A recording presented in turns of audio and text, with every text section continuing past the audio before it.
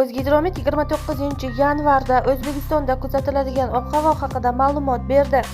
Unga ko'ra, payshanba kuni ham qator hududlarda qor yog'ishi mumkin. Toshkent shahrida havo o'zgaruvchan bo'ladi. Kechasi va ertalab biroz qor yog'adi. Tuman tushishi mumkin. Kunduz yog'ingarchilik kutilmaydi. G'arbiy shamol yo'nalishini o'zgartirib, sharqdan 38 metr/sekund tezlikda esadi. Harorat kechasi 3-5 daraja sovuq, kunduzi 1 daraja sovuq, -1 daraja iliq bo'ladi. Qoraqalpog'iston Respublikasi Xorazm viloyatida havo o'zgaruvchan bo'ladi. Yog'ingarchilik kutilmaydi. Ba'zi joylarga tuman tushishi mumkin. Yo'llarda ba'zi joylarda yaxmalak kuzatiladi. G'arbiy shamol yo'nalishini o'zgartirib, sharqdan 7-12 metr/sekund tezlikda esadi. Harorat kechasi 8-13 daraja sovuq, kunduzi 0-5 daraja sovuq. Ustyurtda kechasi 17-22 daraja sovuq, kunduzi 3-8 daraja sovuq bo'ladi. Buxoro va Navoiy viloyatlarida havo o'zgaruvchan bo'ladi. Yog'ingarchilik kutilmaydi. Ba'zi joylarga tuman tushishi mumkin. Yo'llarda ba'zi joylarda yaxmalak kuzatiladi. G'arbiy shamol yo'nalishini o'zgartirib, sharqdan 7-12 metr/sekund tezlikda esadi.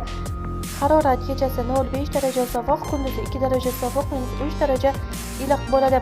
Cho'l hududlarda kechasi 8-13 daraja sovuq, kunduzi 0-5 daraja sovuq bo'ladi.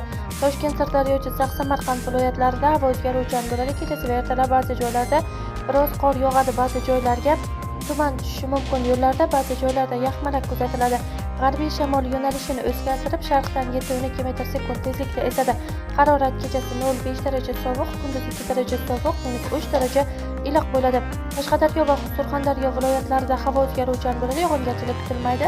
Ba'zi joylarga tuman tushishi mumkin. Yo'llarda ba'zi joylarda yaxmalak kuzatiladi. G'arbiy shamol yo'nalishini o'zgartirib, sharqdan 7-12 metr/sekund tezlikda esadi. Harorat kechasi 2 daraja sovuq, -3 daraja iliq, kunduzi 3-8 daraja iliq bo'ladi. Andijon, Namangan va Farg'ona viloyatlarida havo o'zgaruvchan bo'ladi. Kechasi va ertalab ba'zi joylarda biroz qor yog'adi. Ba'zi joylarga tuman tushishi mumkin. Yo'llarda ba'zi joylarda yaxmalak kuzatiladi. G'arbiy shamol yo'nalishini o'zgartirib, sharqdan 7-12 metr/sekund tezlikda esadi. Harorat kechasi 0-5 daraja sovuq, kunduzi 2 daraja sovuq, -3 daraja iliq bo'ladi. Respublikaning tog' oldi va tog'li hududlarida havo o'zgaruvchan bo'ladi. Vaqti bilan qor yog'adi. Tuman tushishi mumkin. Yo'llarda ba'zi joylarda yaxmalak kuzatiladi.